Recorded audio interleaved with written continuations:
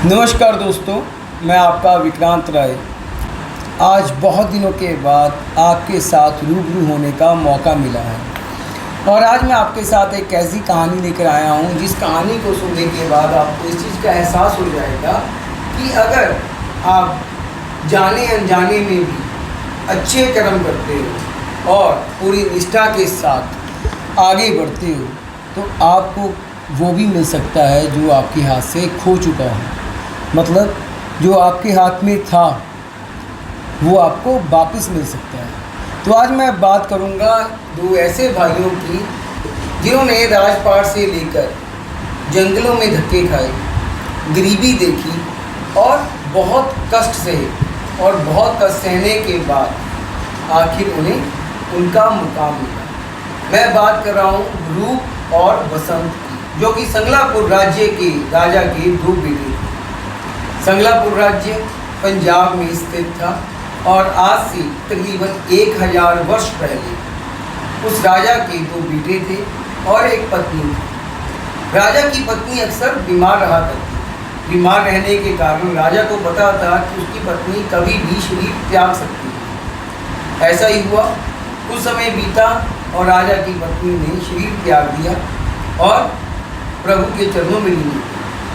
उसके बाद राजा उदास रहने लगा और उसके दो बेटे रूप और बसंत भी उदास रहने लगे। काफ़ी समय बीता। जब राजा उदास रहने लगा तो प्रजा के ऊपर भी ध्यान नहीं दे पाया और राज्य का भी ध्यान नहीं दे पाया। इस सब को देखते हुए महामंत्री ने कहा कि महाराज, आपकी ये दुर्दशा देखी नहीं जा रही और आपकी इस दुर्दशा के कारण, आपके इस दुख के कारण प्रजा बहुत परेशान है, प्रजा बहुत दुख में है और प्रजा अब ये महसूस कर रही है कि उनका राजा उनकी मदद नहीं कर सकता।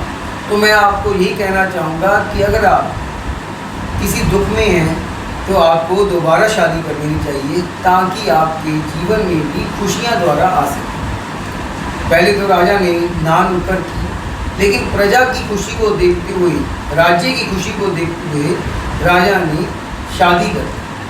जब राजा की शादी हुई तो जिस लड़की से शादी हुई वो लड़की राजा से आधी उम्र की थी। राजा दोबारा शादी के बाद अपने राज्य में मसरूफ़ हो गया और उनकी देखभाल करने लगा। अक्सर राजा की पत्नी अपने विश्राम घर में बैठी उदास बैठी। एक दिन उसकी नज़र रूप के ऊपर पड़ी। रूप, जिसको कबूतर पालने का, पिजन को पालने का बहुत शौक था, उनके साथ वो खेला करता था। और जो बसंत था, बसंत को शिकार करने का बहुत शौक था। एक दिन रूप का कबूतर उड़कर रानी के विश्राम घर में आकर बैठ जाता है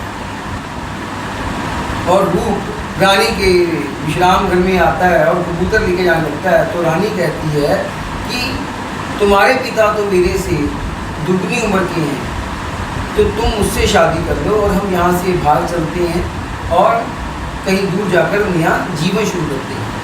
मैं ऐसा कभी नहीं सोचता, तो ऐसा नहीं हो सकता। रानी को रूप की ये बात पसंद नहीं आती और वो रूप को कहती है कि तुम्हें इसकी सज़ा मिलेगी, तुमने मेरा दिल दुखाया। जैसे राजा राजमहल से वापस अपने विश्राम घर में पहुँचता है तो रानी रूप के ऊपर उल्टे इल्ज़ाम लगाने लगती है कि इसने मुझे गंदी नज़रों से देखा। राजा बिना सोचे समझे अपने बेटे रूप को देश से निकालने की सज़ा दे देता है, उसे देश निकाला दे देता है। रूप भी चुप रह जाता है कि अब पिता के सामने क्या बोले और रूप पिता की आज्ञा मान राज्य से बाहर जाने को तैयार हो जाता है। इतने में बसंत, उसका छोटा भाई, आता है जो शिकार खेलने का शौकीन होता है और उसे जब पता लगता है तो वो रूप को कहता है कि नहीं भाई, अब तक हम दोनों ने इकट्ठे जीवन व्यतीत किया, इकट्ठे दुख सुख देखा, तो इस सफ़र में मैं तुम्हारे साथ रहूँगा।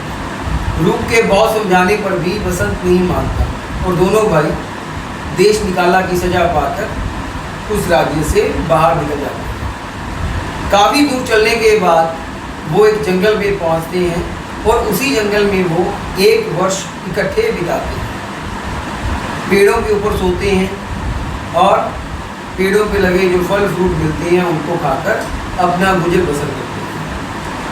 आधी रात रूप पहरा देता है और बसंत सोता है और बाकी की आधी रात बसंत पहरा देता है और रूप सोता है। 1 साल बीत जाता है और 1 साल बीतने के बाद एक दिन बसंत पहरा दे रहा होता है और रूप सोया होता है, और थकान के कारण बसंत पहरा देता देता जमीन पर गिर जाता है। जब रूप उठता है और वो बसंत को जगाने की कोशिश करता है तो बसंत नहीं उठता। रूप सोचता है कि शायद बसंत की मृत्यु हो गई है, और उसे लगता है कि अब मुझे इसकी अंतिम क्रियाक्रम का इंतजाम करना होगा।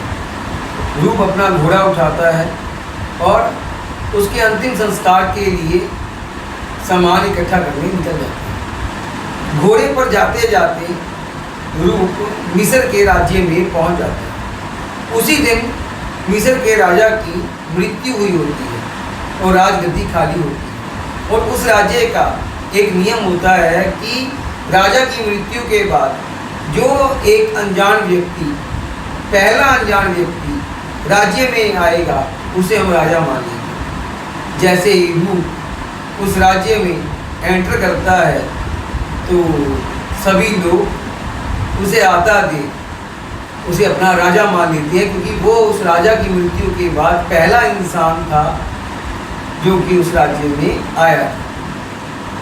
रूप अपनी दिल की बात कह ही नहीं पाता, क्योंकि सारी प्रजा उसे उठाकर राजगद्दी पर बिठा देती है, उसका राज्याभिषेक कर देती है। 3-4 दिन बीत जाने के बाद रूप को याद आता है कि मेरा भाई के अंतिम संस्कार के लिए मैं यहाँ आया था और मैं कहाँ राज्य में उलझ गया। वो अपना घोड़ा उठाता है और अपने भाई को ढूंढने के लिए जाता है कि अब मैं उसका अच्छे से अंतिम संस्कार कर सकूं, क्योंकि अब मैं राजा हो चुका हूँ मिस्र का। जब वो उसी दरख्त के पास पहुँचता है तो वो देखता है कि वहाँ पे बसंत नहीं होता, क्योंकि बसंत को वहाँ से एक योगी उठा कर ले जाता है। क्योंकि योगी जब उसकी नब्ज़ चेक करता है तो उसे महसूस होता है कि ये बच्चा अभी जिंदा है, सिर्फ थकान के कारण बेहोश हो चुका है। रूप बड़ा उदास होता है कि मेरे भाई को शायद जंगली जानवर खा गए। वो बड़ा मायूस होकर अपने राज्य में वापस आ जाता है और राज्य की देखभाल करनी शुरू कर देता है। उधर बसंत योगी के पास रहता है, योगी उसका इलाज करता है, उसका लालन पालन करता है, उसका ध्यान रखता है, और एक दिन बसंत अच्छे से तंदुरुस्त हो जाता है। 7-8 महीने निकल जाते हैं।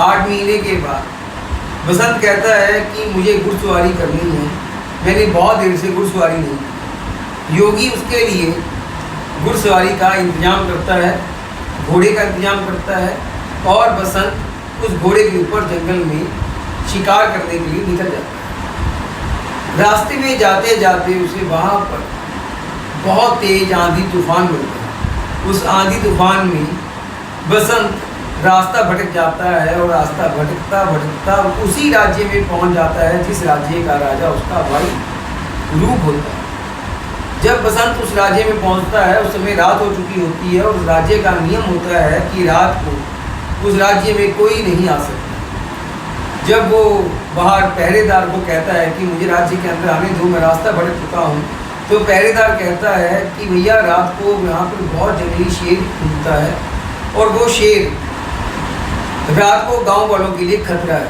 तो हमारा नियम है कि हम रात को किसी के लिए भी राज्य का द्वार नहीं खोलते, तो तुम्हें यहीं पर विश्राम करना होगा। रात बीत जाती है।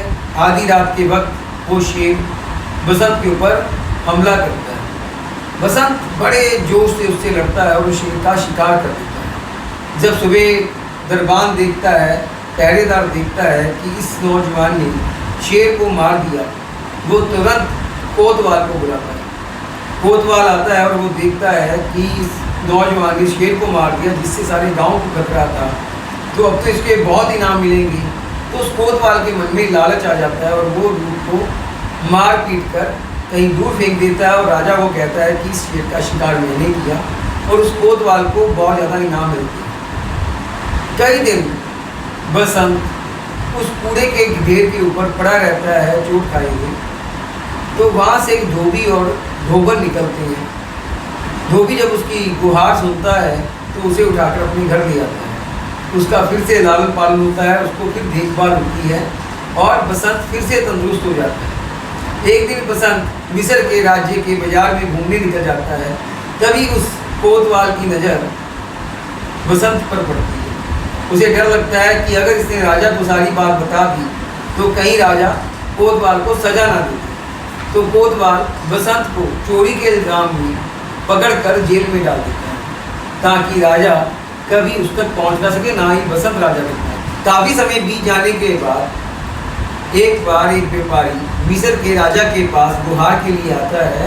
कहता है कि मेरी नाव समुद्र में फंस चुकी है और मुझे किसी योगी ने कहा है कि अगर तुम्हें अपनी नाव सही सलामत चाहिए तो तुम्हें किसी एक मनुष्य की बलि देनी होगी। तो मैं आपसे आपके राज्य में, आपके कोतवाली में कोई ऐसा शख्स हो जिसको मौत की सज़ा मिली हो, आप उसे मुझे दे दीजिए, क्योंकि मुझे उसकी बलि देनी है।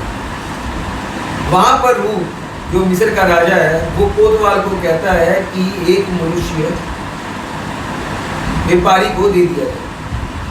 कोतवाल को ये मौका सही लगता है। वो कहता है कि अगर मैंने अब बसंत इसको दे दिया तो उसका काम तमाम हो जाएगा और उसके मन और कोतवाल का जो मन में डर है वो खत्म हो जाएगा। कोतवाल बसंत को उस व्यापारी के हवाले कर देता है। जब व्यापारी उसकी बलि देने लगता है तो बसंत कहता है कि आप मुझे एक मौका दीजिए, मैं आपका ये जहाज, आपका ये शिप ठीक कर सकता हूँ। व्यापारी उसको मौका देता है और बसंत उस शिप को ठीक कर देता है।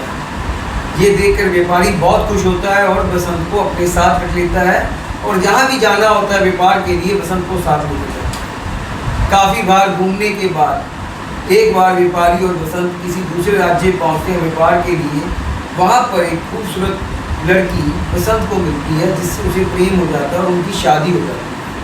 जब दोनों की शादी हो जाती है और वो उसी शिप के ऊपर बैठकर वापस मिस्र की ओर आने लगते हैं तो उस व्यापारी के मन में लालच आ जाता है, बेईमानी आ जाती है कि इस लड़के को इतनी खूबसूरत लड़की कैसे मिल गई, ये तो मेरे साथ होनी चाहिए। वो बसंत को धीरे से बुलाता है और बुलाकर कहता है कि मेरे पास आओ। शिप समुद्र के बीचों बीच होता है और बात करते करते बसंत को समुद्र में धक्का मार देता है और वहाँ पे शोर मचाने लगता है कि बसंत समुद्र में गिर गया। ये सब जानकर वो लड़की रोने लगती है। एक साल तक वो व्यापारी मिस्र नहीं जाता और उस लड़की को अपने साथ ही रखता है और अलग अलग जगहों के ऊपर लेके घूमता है और उसे मनाता है कि अब तुम मुझसे शादी कर लो। वो लड़की उसकी बात मानने को तैयार नहीं होती। कुछ समय के बाद जब बसंत तैरता तैरता मिस्र के ही किसी घाट पर जाकर पड़ा मिलता है और वहाँ पे एक मछुआरा आता है। वो जब उसको देखता है उसे उठाकर अपने घर ले जाता है। अपने घर ले जाकर मछुआरा और उसकी पत्नी उसका बड़ा ध्यान रखते हैं, उसका लालन पालन करते हैं, उसको फिर से तंदुरुस्त करते हैं। देखिए कितनी बार इस इंसान को चोट लगी और हर बार कोई ना कोई उसे बचाने आया। जब बसंत बिल्कुल तंदुरुस्त हो जाता है तो वो मछुआरे की पत्नी को सारी बात बताता है कि उसके साथ क्या क्या हुआ। इतने में व्यापारी जब मिस्र पहुंचता है तो वह मछुआरे की पत्नी को इसका पता लग जाता है और वो बसंत को जाकर बताती है कि तुम्हारी पत्नी और व्यापारी मिस्र आ चुकी है, तो क्या उसे कोई संदेशा देना है। बसंत कहता है कि तुम उसे संदेशा दो कि उसका पति जिंदा है और वो उसे जल्दी मिलने आए। जैसे ही मछुआरे की पत्नी उस शिप के ऊपर पहुंचती है तो वो उस लड़की को सारी बात बताती है कि तुम्हें परेशान होने की बात नहीं है, तुम्हारा पति बसंत जिंदा है, वो तुम्हें जल्दी मिलने आएगा। 2 दिन के बाद बसंत अपनी पत्नी को मिलने जाता है, उससे पूरा हाल समझता है और उसे सारी बात बताता है। वो कहती है कि ये व्यापारी मेरे पीछे पड़ा हुआ है कि मुझसे शादी करो, तो मैं क्या करूँ। बसंत कहता है कि तुम एक काम करो, एक कहानी है जो बहुत मशहूर है और उसे सिर्फ मैं जानता हूँ और जहाँ का राजा जानता है। उस एक कहानी है जो कि बहुत मशहूर है, जिसके बारे में या तो मैं जानता हूँ या मेरा भाई जानता है। तो तुम यहाँ के राजा को कहो कि तुम इस व्यापारी को कहो कि अगर तुम मुझसे शादी करना चाहते हो तो राजा को कहो कि मुझे रूप और बसंत की कहानी सुनाओ। व्यापारी राजा के पास जाता है और गुजारिश करता है कि मेरी होने वाली पत्नी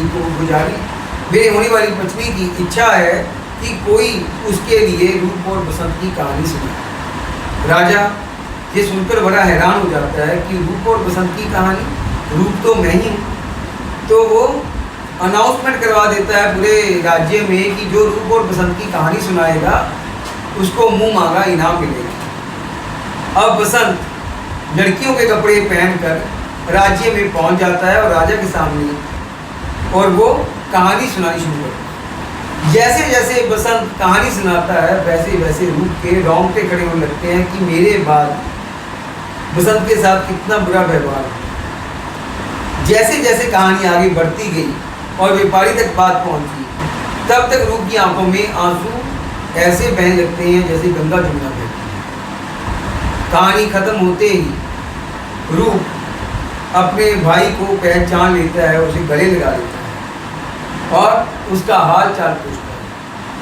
और उसकी सारी गाथा सुनने के बाद वो उस कोतवाल को, उस व्यापारी को मृत्यु दंड देता है, उसको मौत की सजा सुनाता है और अपने भाई की शादी उसी की पत्नी के साथ दोबारा करवाता है और उन्हें अपने राज्य में अपने साथ रख लेता है। और जिन्होंने बसंत की मदद की होती है उनको ढेर सारे इनाम देते हैं। काफ़ी समय बीतने के बाद रूप और बसंत को याद आता है कि उनके पिता का क्या हाल है।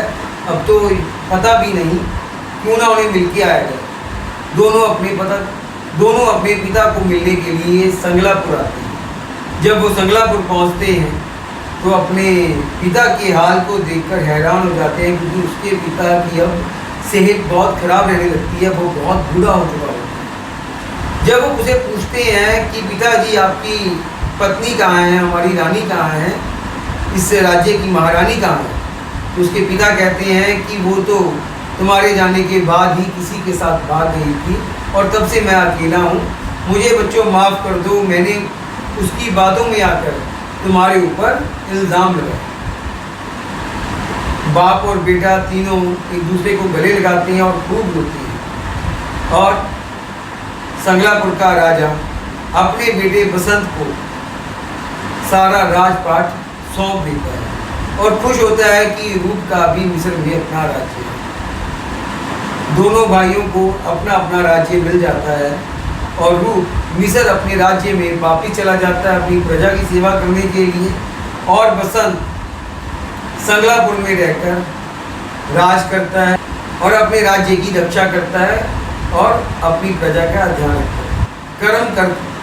तो इस कहानी से ये सीखने को मिलता है कि कितने भी बुरे हालात क्यों ना हो जाए, कितना भी मुश्किल दौर क्यों ना आ जाए, अगर इंसान हिम्मत करता रहे तो जो चीज़ उसके हाथ से जा चुकी है वो उसे कभी ना कभी वापस मिल ही जाती है। जैसे बसंत के हाथों से वो गया हुआ राज्य इतना कुछ होने के बाद भी वापस मिल गया। तो अगर आप लोगों के हाथों से कोई चीज़ छूट चुकी है जिसको होने का आपको बहुत दुख है, तो उदास ना हो, अपनी मंजिल की ओर बढ़ते रहें, आगे चलते रहें और तब तक ना रुकें जब तक आपको आपकी इच्छा मुताबिक चीज़ मिल नहीं जाती।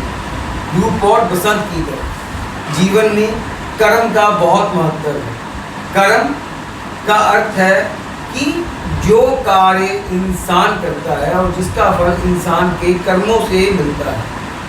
और किस्मत, भाग्य का अर्थ है कि भगवान जानता है कि तुम्हारी किस्मत में तुम्हारे आने वाले कल में क्या है, लेकिन उसको पाने के लिए हमारे कर्मों में भगवान कभी भी कोई भी हस्तक्षेप नहीं करता। तो अगर आप किस्मत के भरोसे बैठे हो, तो अगर किस्मत में है तो भी कर्म करना पड़ेगा, और अगर नहीं है तो उसे पाने के लिए तो भी कर्म करना पड़ेगा। जैसे कि मैंने विष्णु पुराण में पढ़ा था कि मानते हैं कि किस्मत लिखी जा चुकी है, लेकिन कुछ लोग बहुत भारी मेहनत करके, खूब कर्म करके अपनी किस्मत बदल लेते हैं और वो भी हासिल कर लेते हैं जो उनके भाग्य में नहीं होता। तो कर्म करना बंद ना करें और जो आपके हाथ से जा चुका है सच्ची निष्ठा से, विश्वास से उस चीज़ के पीछे लग जाएं और तब तक ना रुकें जब तक तुम्हें वो मिल ना जाए। एक ना एक दिन आपके कर्म आपको वो चीज़ जरूर दिलवाएंगे जिसके आप हकदार हैं। तो दोस्तों, रूप और बसंत की कहानी से हमें ये सीखने को मिला है कि अगर हम रूप और बसंत की तरह हिम्मत ना हारें, आगे बढ़ते रहें, जाने अनजाने मेहनत करते रहें और कभी भी जो हाथ से छूट गया उसको सोचकर कभी उदास ना हो, जो हाथ में है उसको देखकर आगे और मोटिवेट हो, तो एक ना एक दिन आप भी रूप और बसंत की तरह वो सब हासिल करोगे जो आप करना चाहते हैं। तो आज के लिए इतना ही। उम्मीद करता हूँ आपको मेरी ये वीडियो पसंद आई होगी। अब मैं रोज़ आपके लिए कोई ना कोई वीडियो, कोई ना कोई रील, कोई ना कोई शॉर्ट्स लेके आता रहूँगा, ताकि आप लोगों तक मैं कुछ ना कुछ नया अपडेट देता रहूँ, नई कहानियाँ, नई बातें आपको बताता रहूँ, ताकि आपका जीवन उत्साह से भरा रहे। आज के लिए इतना ही। कल फिर मिलेंगे। नमस्कार, बाय बाय।